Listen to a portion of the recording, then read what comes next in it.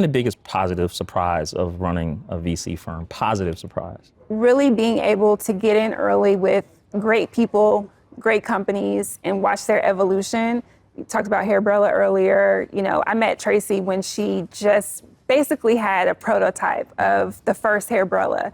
And being able to see her now having hundreds of thousands of customers and, you know, tons of amazing products and spotting people in the wild in the products, watching and being a part of that type of journey and that evolution. And we get to do that over and over and over again. That is so rewarding, and especially coming from an entrepreneurial background, having built businesses myself, now being on the side where I get to just support the dreams of the entrepreneurs and, you know, use whatever experience I have to help them grow and scale. That's super rewarding, and I get to do it every day. How about the biggest negative surprise, or something that maybe caught you by surprise when running your own VC firm? I think it's kind of the flip side of the same coin, which is that I'm an entrepreneur, but I don't get to run the businesses. Yeah. So I can coach, I can, you know, make connections, I can give support to the extent that I can, but at the end of the day, I have to trust that the people that I'm selecting and backing are making great decisions and, you know, taking these businesses to the next level. So I don't get to go in and be the operator. I can only kind of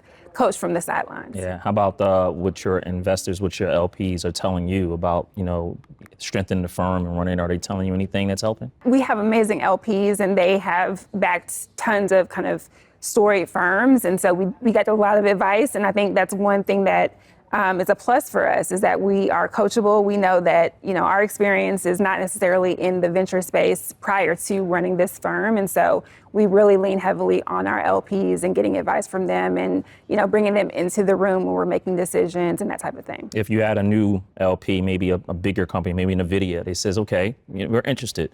Jewel, tell me your thesis. What do you tell them? Yeah, we are investing in the building blocks of shared prosperity. We really believe that it's not a zero-sum game, that we can all win, and that technology can help us get to a better future. Yeah. And so, you know, we think about technology and great ideas being available from entrepreneurs all over.